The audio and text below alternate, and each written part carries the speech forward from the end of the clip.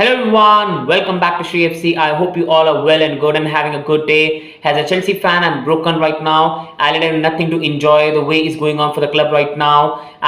Outside it looks like I'm trying to laugh, but inside it's just crying. So right now you will just laugh rather than cry, because right now as a Chelsea fan, it's just about hiding the tears and the disappointment that's going on with the club. But I love this club, whether we can be down or up. I just love this club to bits. But we have to dissect that what's really going on, and even after spending so much money, what's really happening. In this video today, I'm going to discuss on 5 things I learned from this game against Bournemouth in a 0-0 draw. Some positives I'll discuss which are really good, but some of them are negatives as well, which I'm really concerned of. Or Mudryk Pochettino, some experiments he's doing, unstable team right now, the injuries, and along with that, why we are not getting the results and where the team is going right now. So before I start, guys, please do hit the like, subscribe. It means a lot to the channel, and let me know your opinions in the comment regarding this. So I think in this match again, it was, first of all, before I start, I want to give the match description. It was the same old match. We started well, the intensity was good. Mudryk had a good chance to tee up Sterling and he hit a cross straight at the chest of Conor Gallagher. Conor Gallagher had a good chance to put us ahead. Then Raheem Sterling had a chance.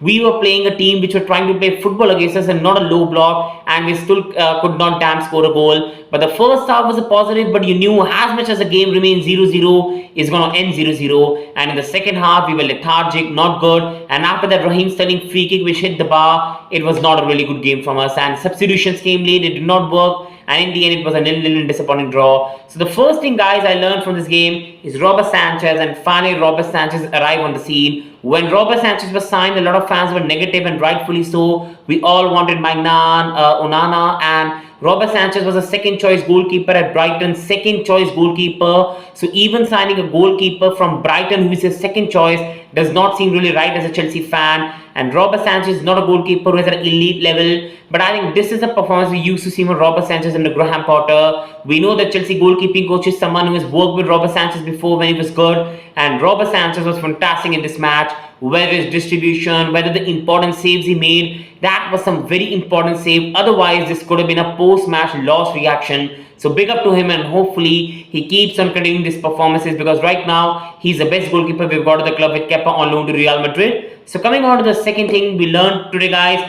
and that is Levi Colwill at left back is not going to work. I don't know why Pochettino is persisting with it. Levi Colwill is an absolutely one of top centre backs. We've got one of top young centre backs in the Premier League. The guy is one of the best ball carriers, one of the best ball, like you can say, distributors in the centre back in the league. The long balls Levi Colwill can put are absolutely quality, but the guy is such a good centre back. But he's not a left back who's going to bomb forward, come back, bomb forward, come back. And we have got just no width at the left side. I don't know why the manager is getting so negative. Right now, we just can't score a goal. Defensively, we are not that good. The goalkeeper has to save us in this match. So why are we not trying to be on the front foot, play Ben Chilwell as a left back, or even a Martin, and go for the game? Right now, the team is lacking goals. We are playing a guy who is not a natural left back. The guy does not have the pace. He's not a player that can bomb forward, come back, and we're destroying his confidence. We are destroying the confidence of Ben Chilwell, Martin. The team has no width right now, the way they're attacking, and I don't know why the manager is doing this,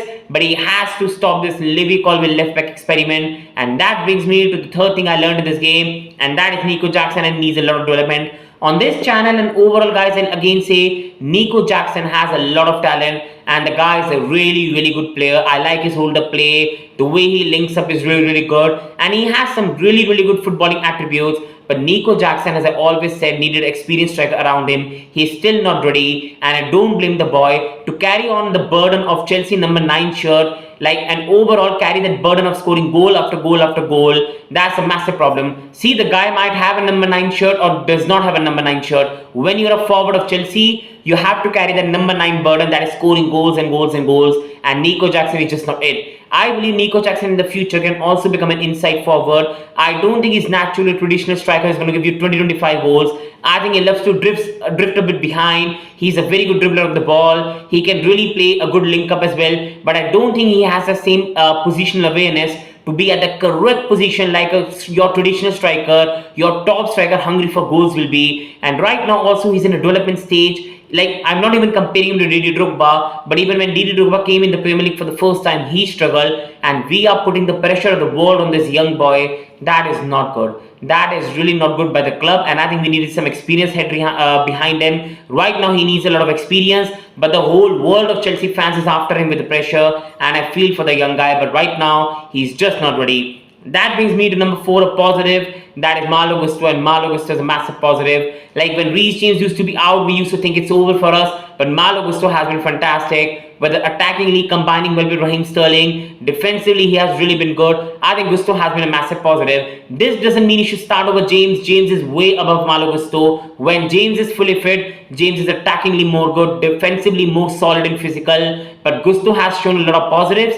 And in the future, if Gusto can develop more, be more confident, attackingly improve some of his crosses, I think James and Gusto can have a very good competition. But this is a massive positive. And that brings me to the 5th point now, and that is Pochettino. See, he was a manager I wanted at Chelsea, and I still rate him a lot. He's a very good manager, and the people have straight away started doubting him straight away and saying he's not good. I think that is too premature. I'm not criticizing your opinion, you have your own opinion, but I think that is too premature. I think Pochettino is a very good manager, but he's making very poor errors with the starting 11. But the biggest thing I've been frustrated is his lack of proper in-game management and substitutions.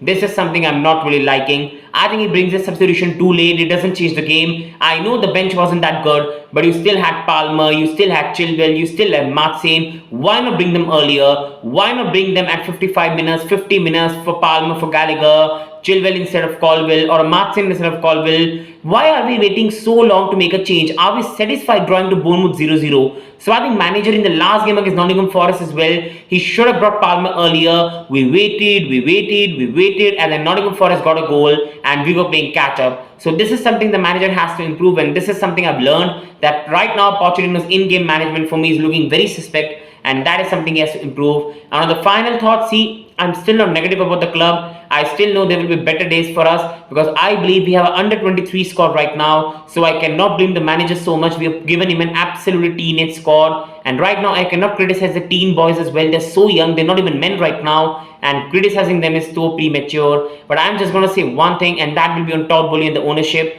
I think this project can really work. If this project works, we're going to dominate football for the next 5-6 years with this young project. But the problem is, if this project doesn't work and we keep on losing, and this youngsters loses his confidence, I think we are in for a very rough time. And the biggest problem these owners have not realized, this is why we need to sign some experienced players, is if we don't beat Aston Villa at Stamford Bridge, the crowd is going to boo the hell out of Pochettino, the hell out of young players, and that is not something that young players should be accustomed to, and not something that I think Pochettino should face. I think people are remembering the Roman times, but this Chelsea is not the Roman time Chelsea. These players don't know what it means to play for Chelsea right now. They're just young boys, and I think this is a problem owners have put into. So I think Pochettino has to start working hard until Nkunku comes back, Badiashile comes back, more injured player come back. I think till then Pochettino has to grind out results, because if we don't get minimum 7 points from Aston Villa, Fulham and Burnley and beat Brighton in the Carabao Cup, I think it's peak for Pochettino and Todd Boehly, because till the time the club is in stable position, we might be 15th in the league, the fans might be negative, and the biggest problem is that Todd Boehly